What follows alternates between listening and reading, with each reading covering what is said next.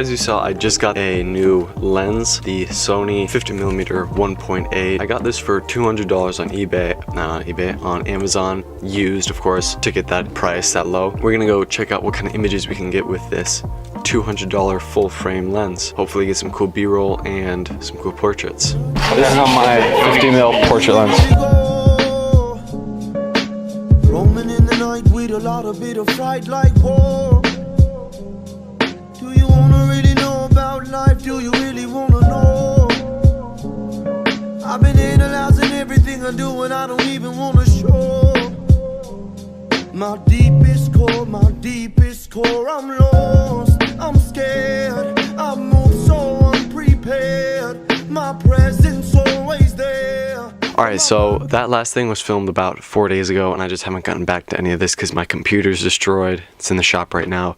I tried to fix it myself, couldn't get it, so I had to go to a store. After using this lens for a couple days, I want to say I really love it. So I bought this for $205 on Amazon, and it is incredibly crisp. I just like the images I've gotten out of this, I'm really happy with. Not all portraits, although it is a great portrait lens.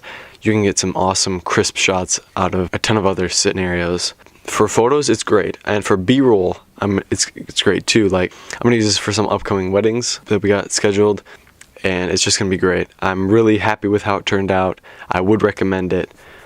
If you can find a deal with this lens, go and get it. It's incredibly nice, and just like, look at how small it is.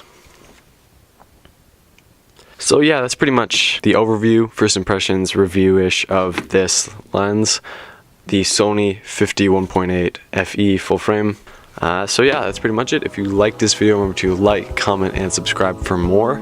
Consider sharing with a friend if you thought this was helpful, useful.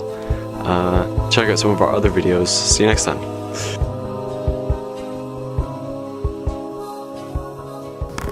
This is what I shot that thumbnail in.